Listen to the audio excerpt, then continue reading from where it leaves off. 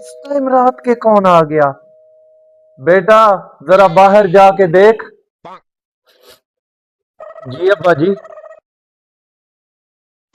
जी वो ही मेहमान आ गए हैं जो हर बार कहते हैं बस 2 मिनट बैठेंगे।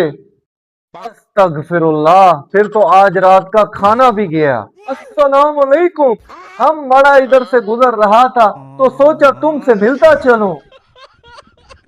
जी जी, गुजर तो ट्रेन भी जाती है लेकिन वो घर के अंदर नहीं आती।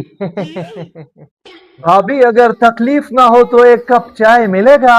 जनाब चाय के साथ बिस्किट भी, फिर पकोड़े भी, फिर रात का खाना भी। भाई सीधा कह दो आज यहीं रहने आया हूँ। अच्छा अब हम चलता है मड़ा। अल्हम्दुलिल्लाह, मेरा मतलब अल्लाह का शुक्र है। वैसे रात माड़ा काफी हो गया है, हम सोचता है आज हम तुम्हारे घर रहेगा। बेटा चार पाई नहीं, एम्बुलेंस बुलाओ। जी बिन बुलाए मेहमान तो नेमत होती है।